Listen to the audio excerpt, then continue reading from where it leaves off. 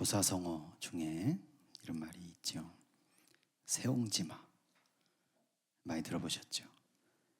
세옹지마라는 사자성어가 있습니다.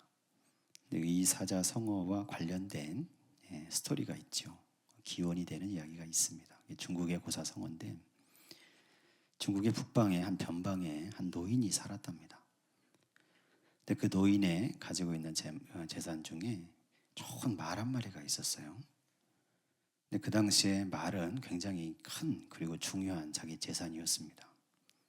애지중지 잘 길러서 참 자기의 보물단지처럼 그렇게 데리고 있었는데 어느 날 이 말이 울타리를 뛰어넘더니 북쪽으로 도망가 버린 거예요. 사라져 버렸어요. 그러니까 동네 사람들이 그 할아버지를 찾아와서 아이고 어르신 어떻게 이런 일이 있습니까? 재산의 목록 1호인데 그 말이 사라졌으니 참 정말 얼마나 너무 안타까운지 모릅니다. 그렇게 그 할아버지를 위로하는데 그 노인이 그 동네 사람들한테 이렇게 대답했다는 거예요. 누가 압니까? 이 일이 복이 될지. 정말로 한 달쯤 뒤에 그 도망갔던 말이 다시 돌아왔어요. 근데 혼자만 온 게 아니라 다른 아주 좋은 말 한 피를 데리고 왔습니다. 아마 순놈이었던 것 같아. 암놈을 데리고 온 거죠. 그래서 말이 2마리가 됐어요. 한 쌍이 된 거죠. 그러니까 동네 사람도 찾아옵니다. 찾아와서 그 어르신한테 와서 이거 어르신 말씀대로 복이 됐군요. 참 얼마나 귀한지 모릅니다 하면서 막 축하하는데 그때 그 노인이 그렇게 또 대답합니다. 누가 압니까? 이 일이 화가 될지. 근데 정말로 그 노인의 아들이 하나 있었는데 아들이 말 타기를 좋아하고 말 길들이기를 좋아해요. 그래서 그 새로 왔던 그 말을 이제 길들이겠다고 자기가 그 말을 타고 막 애쓰고 힘쓰다가 떨어져 다리가 부러져서 장애인이 됐어요. 또 동네 사람들이 와서 얘기합니다. 어르신, 아이고 세상에 어떤 이런 일이 있습니까? 아드님이 저렇게 장애인이 됐으니 이거 어떡합니까? 근데 그 노인이 또 얘기합니다. 누가 압니까? 이 일이 복이 될지. 한 1년쯤 지난 다음에 그 지역에 전쟁이 일어났습니다. 북쪽에서 다른 이민족이 막 침략해 온 거죠. 그래서 젊은 사람들에 대한 다 징집령이 떨어졌어요. 마을의 청년들은 다 군사로 뽑혀갔습니다. 근데 이 노인의 아들은 다리가 다쳐서 장애인이 됐기 때문에 병사로 징집되지 않았다는 거예요. 그래서 다른 많은 청년들은 가서 죽기도 하고 다치기도 하고 그렇게 됐지만 이 아들은 그 집에서 평안하게 그 인생을 살아가게 됐다는 이야기예요. 바로 그 고사성어, 그 이야기를 그 기원을 따져서 이제 세옹지마라는 고사성어가 생겨나게 됐습니다. 저와 여러분이 우리 인생의 삶을 살아가면서 당하는 좋은 일이나 안 좋은 일이나 여러분 그 앞에서 일희일비 하지 않게 되시기를 간절히 바랍니다. 그 노인은 누가 압니까? 그렇게 얘기했지만 예수 믿는 저와 여러분은 누가 압니까? 하나님께서 아신다고 믿는 거죠. 하나님께서 알고 계시니 비록 지금 내가 보기에 이 일이 정말 슬프고 어렵고 걱정되는 일이어도 하나님께 맡기면 믿는 자에게 결국에는 복이 되는 역사가 임할 줄로 믿습니다.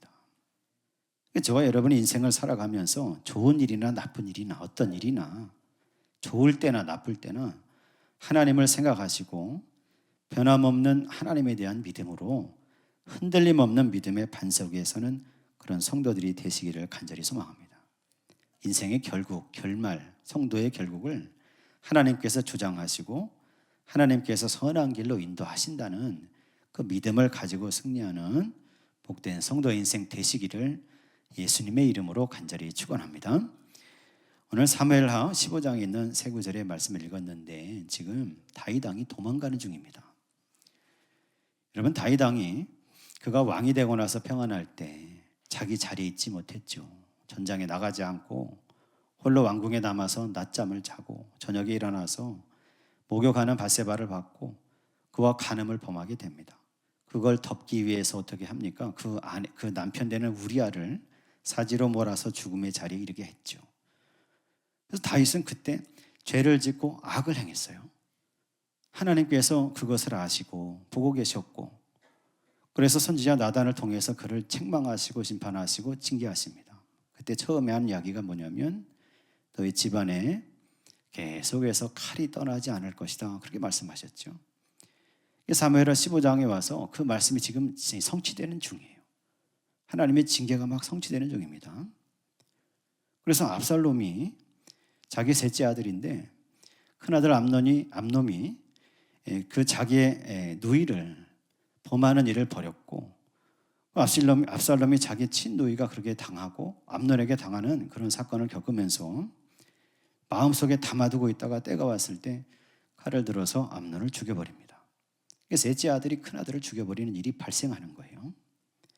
그리고 나서 압살롬은 자기 할아버지께로 도망갔다가 3년 동안 지나게 됐고, 다윗 왕이 다시 용서하는 마음을 가지게 될 때 예루살렘으로 돌아오게 됩니다. 돌아와서도 다윗 왕은 그의 압살롬의 얼굴을 보지 않았어요. 2년 동안 혼자 있었습니다. 2년 만에 다윗 왕을 만났지만 형식적으로 화해했습니다. 그리고 나서 압살롬은 4년 동안 준비합니다. 반역을 준비해요. 이스라엘에 다니면서 자기의 수려한 용모, 자기의 외모를 막 뽐내고 만나는 사람들마다 듣기 좋은 말로 이스라엘의 여론몰이를 시작해요. 그리고 나서 4년이 지났을 때 다윗 왕의 그 신하들 중에서 200명, 그리고 다윗 왕의 책사, 무사 중에서 아이도벨이라는 사람을 자기 편으로 끌어들여서 다 데리고 헤브론으로 가서 거기서 자기가 왕이 됐다고 선언합니다. 자기를 따르는 이스라엘 백성들, 군사들, 그 신하들을 다 이끌고 칼을 빼들고 지금 다윗 왕이 있는 다윗 성으로 예루살렘으로 진격해 오는 그런 사건이 벌어지게 된 거지요. 다윗이 그 첩보를 들었습니다. 다윗은 첩보를 듣고 나서 압살롬이 지금 반기를 들어서 자기를 죽이려고 칼을 빼들고 온다는 사실을 알고 그와 싸우기를 선택하지 않고 왕궁을 비우고 자기 왕의 직책을 내려놓기로 결심합니다. 자기를 따르는 신하들과 가족들을 다 데리고 후궁 10명만 남겨놓고 왕궁을 비우고 지금 예루살렘을 떠나서 기드론 시내가로 가는 중입니다. 피난의 길을 떠나게 된 거예요. 다윗 왕은 그때 어떻게 생각한 거냐면 자기와 자기의 죄, 그리고 자기의 악, 이것 때문에 하나님이 자기를 징계하신다고 하셨는데 그 징계가 지금 이루어진다고 생각한 겁니다. 만약에 자기가 여기서 칼을 들고 자기 아들과 싸우게 되면 하나님의 징계에 대항하는 꼴이 되는 거죠. 그뿐만 아니라 아버지로서 어떻게 아들과 칼을 대고 싸울 수가 있습니까? 뿐만 아니라 싸우게 되면 예루살렘에 많은 사람들이 참 원치 않게 서로 죽고 죽이는 그런 상황이 벌어지게 되는 거죠. 다윗은 그 모든 것을 생각하면서 왕으로서의 직책과 모든 것을 내려놓습니다. 왕궁을 다 버리고, 그리고 이제 피난의 길을 떠나서 가게 될 때, 그때 이 다윗을 맞으러 사독과 아비아달 제사장이 언약궤를 메고 오게 된 거예요. 이 다윗이 그들을 맞아서 이렇게 얘기합니다. 여러분 오늘 말씀 중에서 25절, 26절을 한번 읽어보겠습니다. 다시 한번 사무엘하 15장 25절과 26절을 같이 읽겠습니다. 왕이 사독에게 이르되 보라, 하나님의 궤를 성읍으로 도로 메어가라. 만일 내가 여호와 앞에서 은혜를 입으면 도로 나를 인도하사 내게 그 궤와 그 계신 데를 보이시리라. 그러나 그가 이와 같이 말씀하시기를 내가 너를 기뻐하지 아니한다 하시면 종이 여기 있사오니 선이 여기시는 대로 내게 행하시옵소서 하리라. 아멘. 언약궤가 뭡니까? 하나님의 임재의 상징이죠. 사독 제사장과 아비아달 제사장은 다윗 왕이 왕궁을 버리고 피난을 간다고 하니까 그 하나님의 임재의 상징인 언약궤를 다 메고 나온 겁니다. 그 왕과 함께하기 위해서 하나님의 언약궤가 다윗 왕과 함께 있어야, 그래야 이스라엘 백성들이 보기에도 하나님이 다윗을 버리지 않고 하나님과 동행하시는구나, 이렇게 생각할 거 아닙니까? 제사장들은 그렇게 생각하고 다윗과 함께하기 위해서 언약궤를 메고 나왔어요. 다윗의 생각은 달랐던 겁니다. 다윗은 언약궤가 상징하는 것이 하나님이신 것, 하나님의 임재를 상징하는 걸 잘 알고 있었습니다. 그런데 그보다 더 중요한 걸 알았어요. 언약궤가 상징하는 하나님을 붙드는 게 중요하다. 여러분, 저와 여러분이 하나님을 붙드는 성도가 되시기를 간절히 소망합니다. 예전에 홈리와 비느하스가 그랬잖아요. 전쟁, 블레셋과의 전쟁 속에 언약궤를 메고 그들도 전장으로 갔습니다. 근데 언약궤만 있다고 그들이 승리한 게 아니에요. 그 전쟁에서 패배했고 홈리와 비느하스는 죽임을 당했고 하나님 언약궤를 블레셋에 빼앗기게 됐어요. 이 뭘 얘기해 줍니까? 하나님의 언약궤도 중요하지만 그러나 하나님을 믿는 믿음, 그 믿음 위에 서서 그 언약궤를 붙들 때 그때 하나님이 역사하신다는 거예요.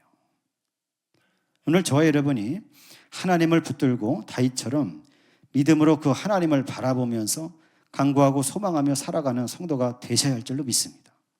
특별히 다윗은 뭐라고 얘기하냐면 25절에 보니까 하나님의 궤를 하나님의 성읍으로 다시 도로 메어가라 그러면서 만일 내가 여호와 앞에서 은혜를 입으면 그렇게 얘기합니다. 하나님이 다윗에게 은혜를 베푸시면 하나님께서 역사하셔서 다시 그 궤가 있는 대로 나를 돌아오게 하셔서 그 궤를 보게 하실 것이라는 믿음이 있었어요. 오늘 저와 여러분이 이 믿음을 입어야 될 줄로 믿습니다. 하나님의 은혜를 입어야 됩니다. 하나님의 은혜가 뭡니까? 하나님의 주권적인 역사하심이에요. 내가 뭘 잘해서, 내가 선하게 살아서, 물론 잘하고 선하게 살아서 하나님 은혜를 받아야죠. 근데 하나님의 은혜는 나와 상관없이 역사하시는 역사입니다. 하나님의 주권적인 역사예요. 다윗은 이 길을 떠나면서, 피난의 길을 떠나면서 자기 스스로 생각한 겁니다. 나는 사실은 하나님 앞에 설 만한 자격이 없는 사람이라는 거죠. 나는 왕이 됐지만 왕으로서 내가 하지 못할 죄를 범했고 참 입에 담지 못할 죄를 범했으며 하나님 앞에서 내가 정말 할 수 없는 악을 범했다. 그러니까 나는 하나님 앞에 설 수 없는 사람이에요. 그래서 내가 지금 이 왕의 자리에서 쫓겨나는 징계를 당하게 된 거다. 다윗은 이것을 받아들인 겁니다.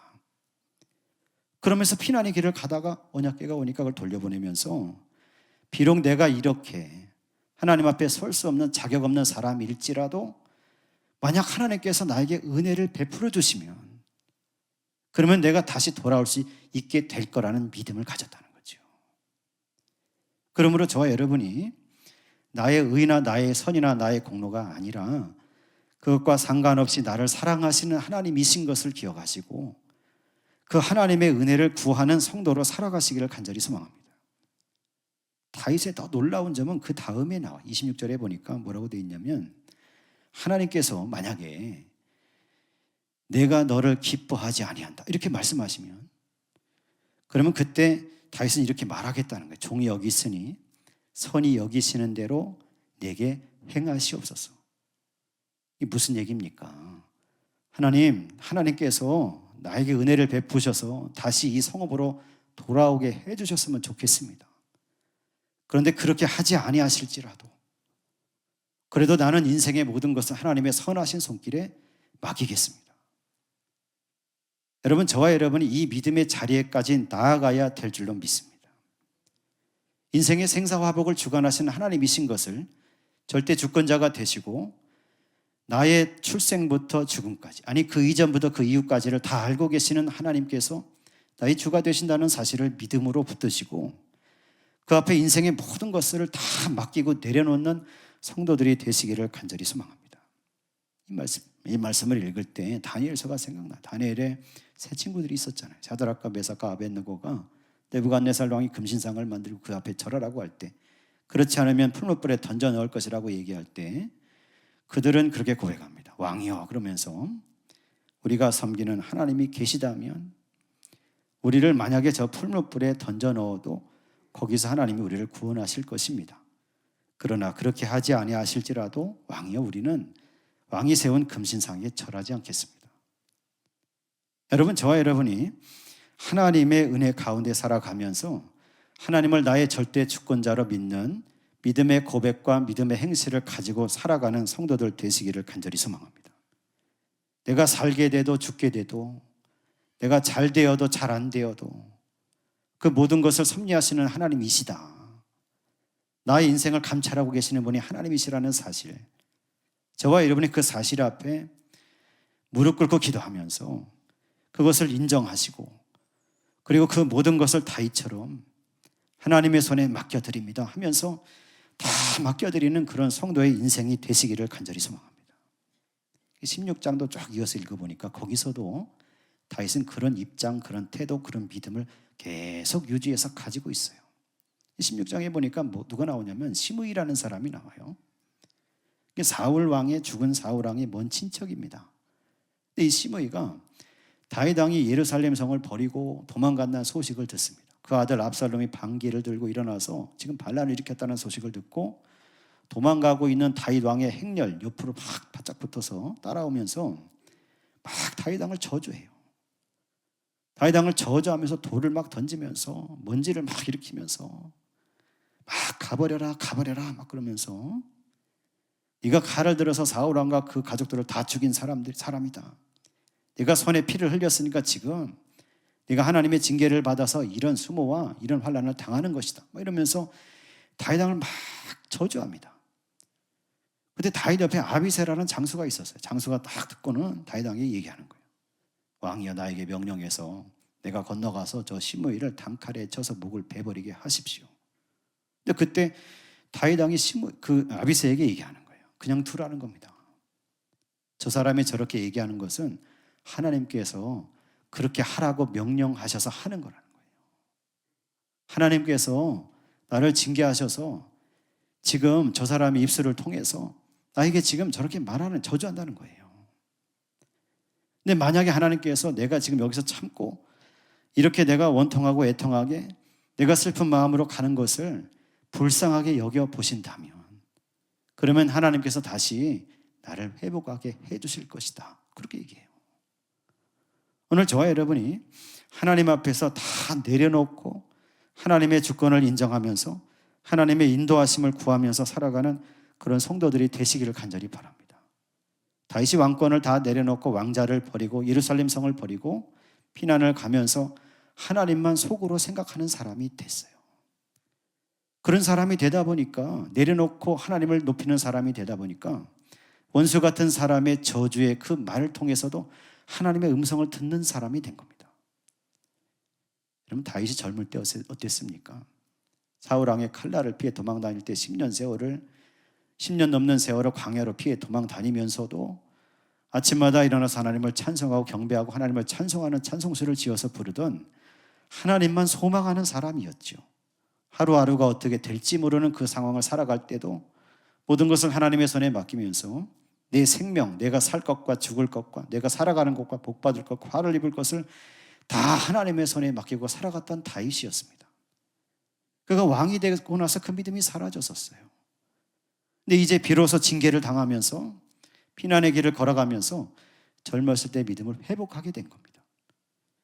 하나님이 나의 생사화복을 주관하시는 분이시니 나는 그의 손에 모든 것을 맡겨드리고 그의 선하신 손길에 모든 것을 맡겨드리고 나는 그 하나님만 붙들고 그의 은혜 입기를 소망하면서 살겠다는 거죠. 오늘 저와 여러분이 그런 믿음으로 살아가는 성도가 되셔야 할 줄로 믿습니다. 여러분 믿음에는 붙드는 믿음이 있고 내려놓는 믿음이 있어요. 기도하면서 붙들잖아요. 저도 막 기도하면서 붙듭니다. 근데 그 붙드는 믿음은 결국 내려놓는 믿음으로 가야 됩니다.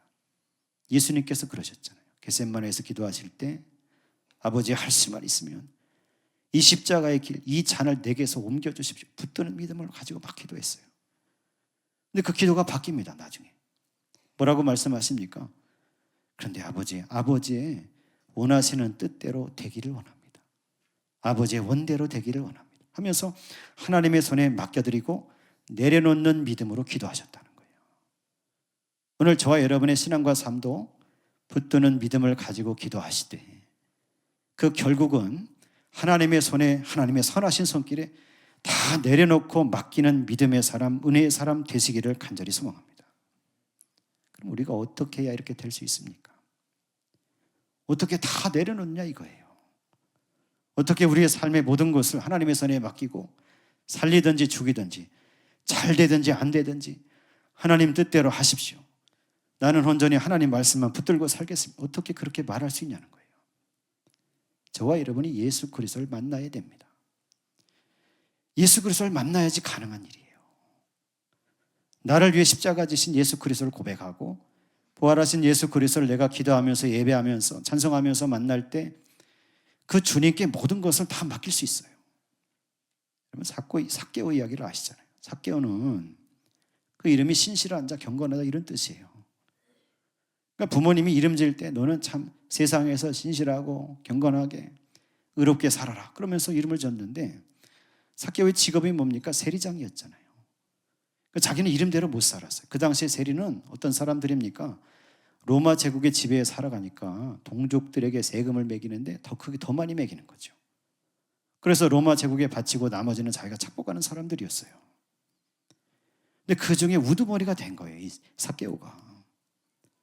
사람들이 부를 때 삭개오, 삭개오 그러면 그 이름의 뜻은 의로운 자, 경건한 자니까 의로운 자, 경건한 자 들리는데 문제는 자기 삶이 그렇지 못한 겁니다. 근데 그가 예수 그리스도를 만났죠. 예수님을 자기 집으로 모셔드렸고 예수님과 같이 식사하면서 말씀을 나눴고 그리고 나서 그 삭개오가 변화된 사람으로 거듭난 사람으로 사람들 앞에서 딱 선포하면서 고백합니다. 예수님께 말씀하면서 예수님 내 재산의 절반을 다 가난한 사람들에게 주겠습니다. 내가 누구의 것을 속여서 빼앗은 게 있으면 앞으로 4배씩 갚겠습니다. 무슨 얘기입니까? 앞으로의 인생을 하나님의 손에 맡겨드리고 하나님의 뜻을 이루기 위해서 살겠다는 거잖아요. 오늘 저와 여러분이 그 삭개와 같은 믿음, 다윗왕과 같은 믿음, 예수님과 같은 믿음, 저와 여러분이 모든 것을 하나님의 손에 맡겨드리고 살아가는 그런 성도, 그런 인생을 사시기를 간절히 소망합니다. 예전에 여러분 내려놓음이라는 책이 있었어요. 더 내려놓음도 나왔었죠. 이용규 선교사님이 지은 책인데 그 이용규 선교사님이 원래 석학입니다. 서울대학교의 동양사학과에서 졸업을 하셨고 그 다음에 하버드 대학교에서 박사학위를 받은 분이죠. 많은 자기를 오라고 하는 그런 많은 기관들도 있었고 그런 사업체도 있었죠. 그러니까 거기 가면 잘 먹고 잘 사는 게 눈으로 다 뻔히 보입니다. 그런데 그에게 하나님의 음성이 들립니다. 너희 모든 것을 내려놓으라는 거예요.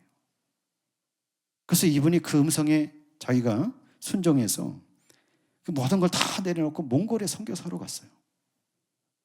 몽골에 선교사로 가서 그곳에 함께 하시는 하나님을 본 겁니다. 그래서 그 이용규 선교사님이 내려놓음 이걸 얘기하면서 4가지를 내려놓아야 한다 그러면서 얘기한 게 있어서 함께 나누려고 합니다. 첫째는 내려놓음이란 자기가 쓸 수 있는 힘을 내려놓는 것입니다. 사회적인 관계, 지위 속에서 생기게 된 파워, 힘 이걸 내려놓으라는 거예요. 두 번째는 자신이 알고 있는 것, 자기가 경험한 것이 전부가 아니라는 것을 깨닫고 그것들을 하나님 앞에 내려놓아야 됩니다. 내가 아는 것, 내 경험이 다가 아니라는 거예요. 그걸 내려놓아야 된다는 거고 세 번째는 내가 가진 것을 내려놓아야 됩니다. 내가 쌓아놓은 재물이나 지식이나 영이나 북이나 권세나 하나님 앞에 이걸 내려놓아야 된다는 거예요. 네 번째는 나 자신을 하나님이 쓰시도록 내려놓아야 됩니다. 내 자신을 내려놓으라는 거예요. 이 모든 것을 다 내려놓을 때 비로소 하나님으로 채워지더라는 거예요.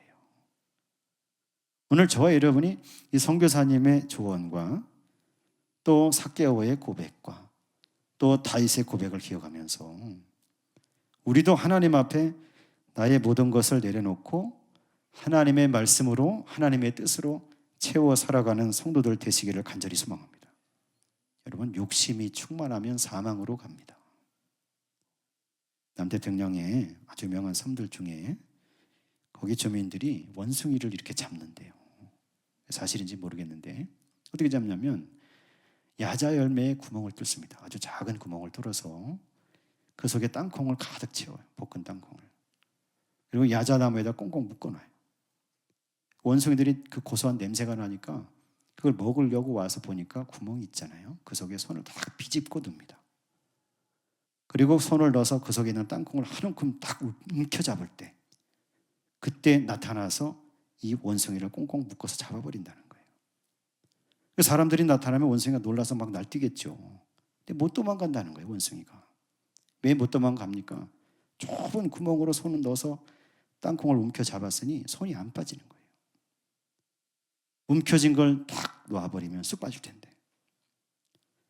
여러분, 인생을 살아가면서 우리가 욕심이 충만하지 않도록 늘 하나님의 말씀 가운데 깨어있기를 간절히 소망합니다.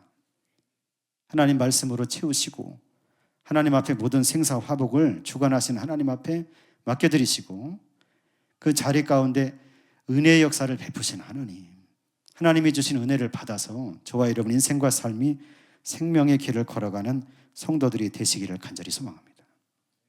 오늘도 기도하며 살아가는 저와 여러분, 이 말씀을 잘 기억하셔서 다윗처럼 하나님의 은혜를 입기를 소망하시고, 그리고 하나님의 선하신 손길에 내 인생의 모든 것을 맡겨드리고 그 하나님 은혜를 받아 살아가는 복받은 성도, 은혜받은 성도로 살아가시기를 예수 그리스도의 이름으로 간절히 축원합니다.